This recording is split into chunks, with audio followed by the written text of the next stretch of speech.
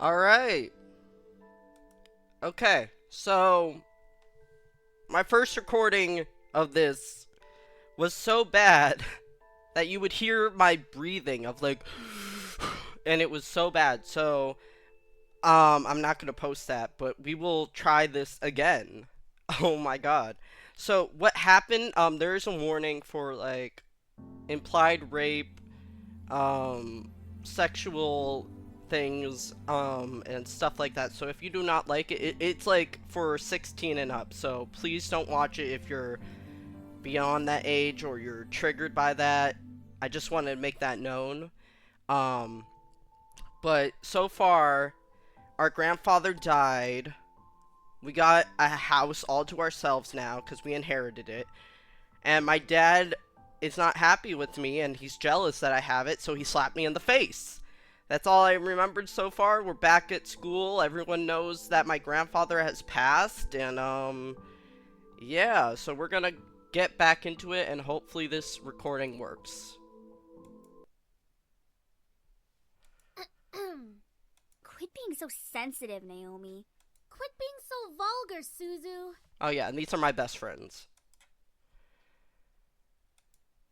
Oh, man, come on. See? She knows about proper public taste. I know how to be a lady. Sheesh. Guys, I'm going there after school today because my parents want me to get used to living there. Seriously? It hasn't even been a day since you came back to school. I know, but my parents want me to try living there as soon as possible. Still, that's really fast. Are you going to be okay? Of course. But even in the comfort of my best friends, life seems to keep testing me. Oof. Hey! Don't go around shoving people like that. Whoops. Did I strike a nerve, Capini? She let out a small laugh as she twirled her hair around her finger. Lisette, one of the last people I wanted to see today. It's not me you should be apologizing to. Oh, Anderson. Hey, how's it going? I'm alright. Haven't you already heard, Lizette? Of what? Her grandfather's passing. Well, I'm sorry about that. I don't really watch a lot of news. It doesn't really sound like you mean it. I do mean it. Earnestly. Why wouldn't I? Typical Capini. Isn't her family involved with the mafia or something? What? I wouldn't be surprised if she brought out a bat from behind her back right this moment. I had nearly forgotten the crowd that was followed Lisette, which was mostly comprised of people that no one wanted to see on a typical school day. No one had the slightest idea what exactly they followed Lisette around persistently, but they labeled themselves as social equals with her. That is out of line. Suzu comes from an honest family. Says the one whose family profits from political scandals. Yeah, your dad doesn't make anything unless he's in the court with dirty politicians. Ooh. Hey, let's all calm down for a second, alright? I'm sure Anderson needs some time to recuperate. I mean, what just happened? We need to give her some respect. Yeah. Just stop. Stop acting like that already, like you feel sorry for me. What are you talking about? I'm sure you're happy seeing me like this. You already have everything you wanted, and now seeing me like this, life couldn't get any better. Bitterness steeped into me, and words started flying out of my mouth without filter. But honestly, I didn't care. I was so consumed by anger that I only saw Lisette in front of me. What exactly am I to you? Just another part of your obstacle course? Is that what I am? I'm so sick of it, Lisette. I'm sick of all these charades. I'm sick of you. Gasps rose from the crowd around her, and I was brought back to the school hallway. Even my friends beside me looked at me surprised. One girl looked like she was going to speak up, but Lisette held her hand up to stop her. There was an emotion in her face that I couldn't quite make out of it, but I could see a form of pity in her eyes. No, don't you dare pity me. I looked away from her. I didn't want her to see that emotion in her eyes when she was talking to me. She didn't have the right to look at me that way. I'm sorry. I know your grandfather passing away must have really taken a toll on your emotions. She stepped towards me and put her hand on my shoulder. giving me a tiny smile as if it was for old time's sakes. But for some reason I didn't feel comforted at all. Not that I was just angry at her, but the expression on her face just when she leaned in close to me contorted into something complex. Something was different about her. I couldn't quite place a finger on it, but something about her had definitely changed. Well, I'll be going for now. Track meet responsibilities and all of that stuff. See you later. Something about Lisette made me feel uncomfortable. I wasn't just angry, but also uneasy. What was it? I had never seen her like that before. But I decided to pay no further attention to her. She continued running down the hallway with her gaggle of friends behind her. I refocused my attention to Miss Phillips, who was walking down the hall towards me. Is everything all right, girls? Nothing we couldn't handle, Mrs. P. Just a bunch of snobs. Suzu, hush! It was nothing, Mrs. Phillips. I see. Well, Miss Anderson, please accept my condolences for your loss. Thank you, Miss Phillips. Your grandfather was a good man. He really upheld the philanthropy of his company's policies, and the money that went towards charity, too. I know. He was amazing. I really looked up to him, and I wanted to be as good as he was. Well, I know that you'll be as great as your grandfather. Hell yeah, she will. She'll be 10 times better than her grandfather. Would I really be better than my grandfather? Everyone seemed to have high expectations for me. I wanted to do my best to make my family proud, but to be better than my grandfather? Wasn't sure about that. From outside the school window, I saw a familiar blue car pulled up to the curb. Undoubtedly, it was my father in the driver's seat. Oh, my ride's here. Well, I guess I'll see you both tomorrow. Want us to come with you? Oh, no, it's okay. I'll be fine. See you. Why did I sing? Hey, Dad. Hey, honey. As I got into the car, I noticed my father looked troubled, clutching at his steering wheel and staring straight ahead, as if something was really bothering him. About what happened yesterday. I'm sorry for yelling at you. Does your cheek still hurt? No, it's nothing to worry about. I mean it. I shouldn't have laid a finger on you. You know that you're my most precious daughter. You're all that I have. Yet he couldn't bring himself to say what he could never say to me for such a long time. I've always wanted to hear those words to affirm how he really felt, but I guess even now he couldn't say it to me. I turned my head away to look at the window. There was no point in waiting for something that was never going to come. And like that, he started to drive and the conversation between us ended. I decided to focus my attention on the passing scenery. We were taking the usual route, to my grandfather's house. It was located within the vicinity of the school's district, but it was still pretty far from the school and where our house was. He had always lived alone. He insisted on doing things by himself, even at his age, living in such a large house. I wondered, did he pass away without no one at his side as well? It sounded so lonely and sad. It was strange that he decided on living all alone in this large estate. If anything, he could have lived with us. Though he and my father probably would have given each other the silent treatment the entire time. Maybe living alone was preferable to that. I actually hadn't visited him for quite a while, and visits to his house were mostly frequent when I was a child and had grown up long since then. The last time I visited, though, I thought he looked just as he usually was, happy and healthy. But things changed. In the back of my mind, I knew that he would have to leave one day. It wasn't like humans could live forever. So why did my heart feel so heavy? The car ride was mostly spent in silence until he spoke up again. How was school? Maintaining your grades, I hope. Yeah, I've been trying my best as of so far. Trying? That's not really doing the best you can, is it? Well, you know what? When my father, only some words I said were filtered through his ears. It was difficult to keep up a conversation without eventually talking about academics or my future, even if it was something loosely based on it. He always found a way to interrogate it whenever we talked. Anyway, your belongings are in the trunk. There isn't a lot, so I'm sure you can manage bringing them inside the house. After all, you are on the road to being independent now. Yes, I can manage it on my own. The usual silence resumed between us. I really wasn't sure what to say around him, especially when most of the time we didn't share the same opinions. One question did linger in my mind, though. If he was going to justify acting so nonchalant about grandfather's funeral, I had the right to at least know why.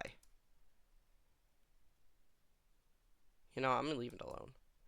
There was no use talking about it to him. It would be like reopening a wound or replying a bruise. He sighed. He gave me a side glance of out of curiosity, but I didn't pursue it further. Typical. I leaned against the car door and stared out the window. I really couldn't think. What would this place be like? I had been to my grandfather's house before, but it was one thing visiting and another thing actually living there. How would I manage living on my own without any training to really care for their house? I knew that naturally the bills would be paid by my parents, who inherited grandfather's stocks to the corporation, but I had never really lived independently before. Thinking about it made me feel like some kind of bird being pushed out of the nest. Though I technically an adult, I felt unprepared and a bit daunted at the prospects of actually moving into the new place. Most people my age would be ecstatic moving out. After all, it would symbolize some kind of change in their lives, like being on the road to independence. But it felt like nothing of the sort. I really hoped I wouldn't let my parents down. I wouldn't want to let my grandfather down. What would he be saying right now? I gazed up at the passing clouds in the sky. If you're out there, grandfather, how would you be doing? Would there be anything you want me to tell me after this moment? And of course no answer. What was I doing, searching for answers in a heaven that would or would not exist? I ducked my head to stare at the blurred trees and cars from the car window. My head was definitely going into the clouds there at a moment. Either way, I found myself being driven off to my new home. Ooh, look at that! Let's go! Let's go! The car rolled to a stop and drifted out of the thoughts. Here we are. Go on in. Alright, tell my mom I love her. All right. I love you, Dad. No, make sure to come by and visit us often. No, I'm going to miss you lots. Nothing other than a blank stare. I paused a bit before reaching for the car door handle, waiting for any form of goodbye, but he didn't speak again. I sighed and exited the car, hearing my dad pop open the trunk. I saw the 2 large bags I packed last night that were large enough to carry only the things I needed. I took them out, placed one bag on each shoulder, and closed the trunk. He then drove off, leaving me alone in front of the mansion. What a great dad! I watched the blue car fade into the distance of the road before turning to see my new home. There it is. It's huge! My grandfather gave me this? It's hard to believe. The house was framed by the set of tall gates, and I hesitantly pushed them aside to take the entire estate. The house still looked like it was when I last visited him. At a glance, it seemed like kind of intimidating with its size, though if I came closer, it was clear that there was more to it than I thought. The brick walls were framed by shrubbery and lovely flowers, giving it a homely and welcoming look. But in contrast, the tall doors into the house gave me a feeling of grandeur. Who knew what was waiting for me? But I wouldn't back down at this moment. I took the keys from the front doors and unlocked them. Well, might as well make myself at home. I'll be staying here for quite a while anyways. That's when I saw them. Lying on the floor was a group of men. Oh! Hello. They were all unconscious, but there was no explanation to why they were there in the first place. I dropped my bags and I left the door closed on its own behind me. Huh? Who the heck are these guys? Why are they here? What's going on? Some of them had open wounds. The blood are staining the floor. You're staining my floor? My beautiful house? How dare you? How dare you? And the scent was intermingling with the air. I couldn't help but feel bad for them, instinctively. But nevertheless, I was shocked and a bit angry at the sudden intrusion. My mind suddenly went from caring and concerned to confused and demanding answers. Who are you guys? No response. I'll call the police. Still nothing. None of them seemed to be awake to answer or respond to me. I seemed surreal to have random strangers in the house I just moved into, but I wanted answers quickly. That was until... Eep, get away from me! Woman, you're going to let me kiss you.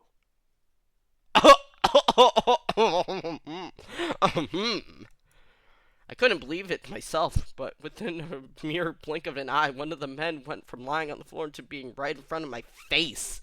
What was even more odd was the fact that it felt serene and calm about it. I felt serene and calm about it. Slowly, a desire burned from my chest, telling me to accept his kiss, even when my mind refused.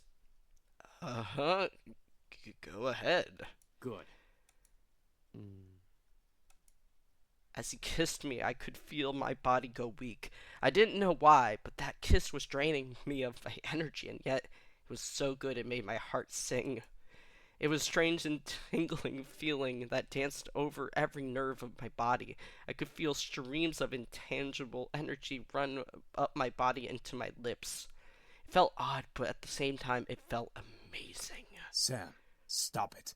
The person kissing me, Sam was his name? Glanced behind him. I said stop. No. Oh. Fine. Finally, he pulled back, and I was left standing there in a daze. What? I couldn't tell what was going on. My mind was completely enwrapped by the kiss and the thoughts that melt the depths of my forgotten memories. Please forgive my brother. He's a bit reckless. At least I feel a hell of a lot better than you right now. Because you used your abilities on her. Sam, you're such a reckless brute. Taking advantage of a beautiful young woman like her. Shut that pretty boy mouth of yours before I rip it off your pretty boy face. Sheesh, you guys. Can we not fight right now? Not all of us are in the best state. I guess you are right, Matthew. I agree. However, the men got up and started to chat freely. My thoughts began to resemble, and I remembered my confusion and anger once again, only now multiplied tenfold. What? Huh? Did you say something beautiful? Why am I feeling this way? I'm a guy!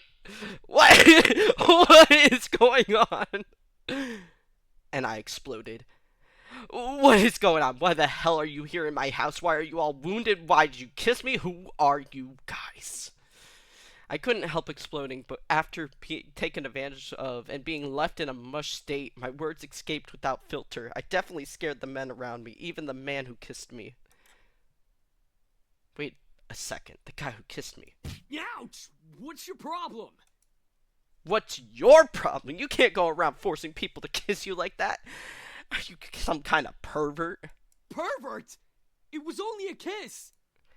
It might mean nothing to you, but it means a lot to me. What? Was it your first kiss? Yeah, bitch. Ow! Hey, what was that for? I know first kisses aren't exactly amazing, full of sparkle and something out of a fairy tale, but at least expected to be more than just something forced. So it was your first kiss. Stop making such a big deal out of it. Are you asking to get punched again? Well, what do you want me to do? It's not like I can somehow take it back. Yeah, you can. You're just being violent now. I'm sorry. You deserved it. Anyway, if you try to pull any funny business in the future, just a fair warning. I know, taekwondo. I butchered that, but you know what I'm trying to say. I think I bickered enough. Time to get back to the main issue. So what exactly are you all doing in my house? Miss, please forgive us in our intrusion. We didn't know this abode belonged to anyone, nor did we have the time to take that into consideration. What do you mean? You don't just barge into people's homes. We wouldn't have had to if we weren't as wounded as we are currently. We just escaped from a deadly fight that could have ended our lives. Luckily for us, your home was near and the windows were unlocked, so we quickly came inside. Last time I remembered, there was laws preventing strangers from stepping into private property. Although, considering the severity of their wounds, it had to be serious. I guess that explains the wounds, but not why he kissed me. He had absolutely no right to do that. Well, lovely flustered lady, it's hard to explain, truly.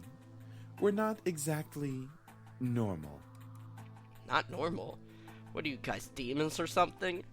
I asked about almost jokingly, but the boy seemed to take my question differently.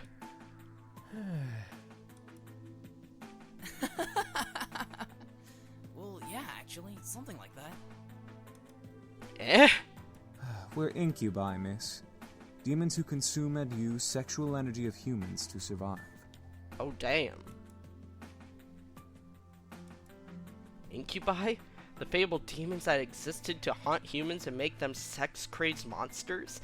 The mythical beings that could look like anyone just to get into your pants? The imaginary monsters you only saw in movies or TV? Hello? Did you hear him? We're telling the truth. Do you think she's still processing it? Yes, and she'll understand right about... Right, it was funny while it lasted, but it's time to cut the joke short. Incubuses don't exist. There was no way they existed. That would be practically impossible. Ahem. Incubi is the correct plural form. And yes, we do exist. Well, damn, I'm sorry. I'm not smart here. Prove it. As soon as the words left my mouth, I instantly regretted them. Very well. Eric, go ahead. Very well. My sweet, you're so tempting with such non-belief. Let me ease your mind with a tender kiss. I promise you'll enjoy every minute of it, and maybe you'll even want more. What? Once again, I lost in a pool of calm and serenity. Staring into Eric's eyes, I felt waves of heat course through my chest and onto my face, painting my cheeks red in their wake. I couldn't help but nod and agree to his offer. Yeah, okay. With another kiss, my heart began to flutter once again in my chest, and my mind was spent spiraling into heated, passion-filled pleasure. Yet I could feel my body drain of energy as he kissed me. Alright, that's enough. Aw, very well. I feel so much better. As he pulled away, I left in a mental mush pool. I felt weak in the knees, despite my will demanding me to stand straight in front of the boys before me. The world around me began to spin as I tried to speak. I think I'm going to... Where are our manners? I'm James, and these are my brothers. Sam, Eric, Matthew, and Damien. Miss, are you okay? Shit. She fainted. I couldn't believe it. Incubi? Real. It all spun around my head until I saw only black. Floating in the darkness, my mind kept replaying the scene over and over again, reminding my body of the touch of the incubi's lips against mine. However, I began to feel the smooth silk around me and my eyelids unwillingly opened. Where? I awoke to find myself in an unfamiliar place. Where was Mom? Dad? I was pretty sure this wasn't my room. Oh wait, I lived at my grandfather's house now. Of course it would be unfamiliar. I rubbed my eyes and surveyed my surroundings. I was still in the clothes I arrived at the house in, but I was laying in a silk-covered bed. I remember coming into the afternoon, so why was it in the nighttime already? Suppressing a yawn, I stretched my arms. Maybe I should order some food for delivery. I was pretty hungry. I was about to sit up, but suddenly realized that I wasn't alone. You're awake. Gah! Since when was he standing there, and who the heck was he? A guy in my bedroom? Did we... There's no way. Sorry, I think I was saying my thoughts out loud. Why was I apologizing to a stranger who only said 2 words since I woke up? Wait, he looked eerily familiar. Then it all came back to me. Incubus. He was an incubus. He and his brothers came here for refuge. And 2 of them kissed me, and then I fainted. And that's how things came to this. Oh. He was leaning against the far wall looking at me. My heart began to race as the thought of the endless list of possibilities this situation brought me. I hated the thought of being under an incubus power, especially in a bedroom. I took a breath. I was sure that if any of them wanted to take advantage of me, they would have already. Yeah, I'm awake now. That's good. I saw a small form of a smile on his face, which made me blush a bit. Why, though? One thing still concerned me, though. I'm not going to use my powers on you. Huh? How? I can read minds. It's an ability I was born with. Each of us has a different ability, outside of our usual mind-altering powers. Great. Even more surprises. I grew even more worried about the situation I was in. I see. How long have I been asleep? For a few hours. It's already gotten quite dark outside. Ah, well, where are the others? My brothers are downstairs, cleaning up the blood from the lobby floor. And making you dinner as an apology. Ah, okay, that's unexpectedly sweet. Oh, it's the least we can do after invading your home, and 2 of us using our powers on you. You've got a point. Right, I hadn't forgotten about that. It still irked me that they practically taken advantage of me at the point. Even if they were demons, it was pretty rude to demonstrate their powers by kissing me. It wasn't some kind of plaything. All of this seemed pretty unreal. It was like something out of a romance novel that Naomi sometimes read. I wish I could have just went back to sleep and forgotten all about this. Maybe I should have called the police on them. Then I would never have landed myself in this situation. Do you feel well enough to get out of bed? Yeah, I think so. Whoa! Trust me, I won't let you go. I'm not so sure about this. I promise. Okay, I trust you. Good. I was speechless. He was carrying as me if I weighed nothing, which is crazy because I weigh a ton. He was so strong. Thank you. Oh, yeah, I forgot. It's all right. I'm used to it. I decided to close my mouth for the time being so that I wouldn't weird him out or make things more awkward than they already were. Well, he didn't seem to mind carrying me or listening to me, so at least things weren't too strange. Damien seemed quite quiet and calm about everything, especially with the situation we were in. However, there was a sort of longing in his eyes when he looked at me that wasn't lustful. Or it was more admiration? Once we reached the lobby, I decided that I felt well enough to walk on my own. As strong as he was, it was like he was carrying nothing. I didn't want to make him carry me anymore. Yeah, that would be mortifying. Thanks for carrying me, but I think I could walk by myself now. Not saying that I didn't like it. I mean, I liked it. Not in a weird way, of course.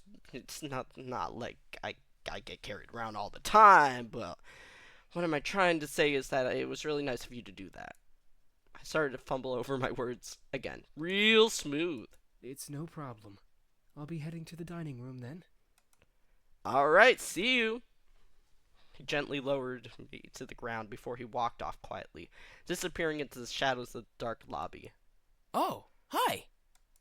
Suddenly, a boy who looked around my age, or possibly younger, bounced up to me. He looked vaguely familiar. Oh, wait. Ah, you're Matthew, right? Mm-hmm, that's me. Are you feeling any better now? We were all worried when you suddenly passed out. I'm fine. Really? Your face is kind of red. Do you feel sick? No, I'm fine, I'm sure of it. I must have been blushing when Damien was carrying me down the stairs. How embarrassing. How dare you? Well, if you say so. I hope Sam and Eric didn't make you upset. It's okay. After all, I did hit Sam after what he did. And about Eric, I just wanted you guys to prove to me that you were saying... what you were saying. I suppose incubi are real then. I wonder how exactly I got myself into this mess. First my grandfather, then a fight with my father, blowing up at Lisette, And now this, I certainly had a knack for getting myself into sticky situations. Oh, I have an idea. He shoved his hands into his pockets with a cheery grin on his face. Wait for it. Wait for it. Is he trying to do a magic trick? Ta-da!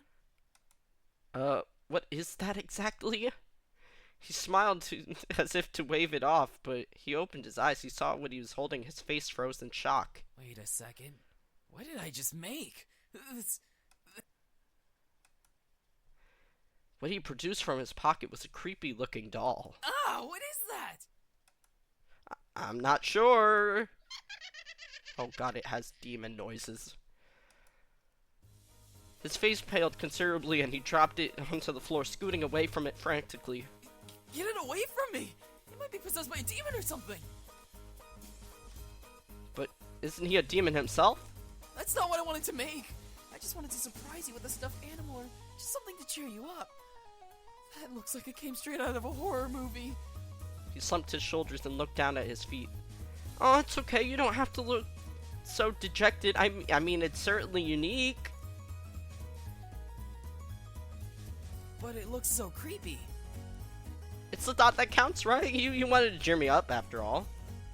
I picked up the doll and looked at it closely. Sure, it looked pretty weird at first, but it could be cute if you looked at it from a certain angle. I gave him a small smile. Thanks.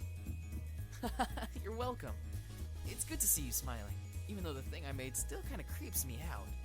Anyway, you should come with me to the dining room. We're almost finished with the food, and, well, I don't mean to brag, but we're pretty decent chefs. Sounds great. Lead the way. There's food. That's one way to my heart. Something smells good.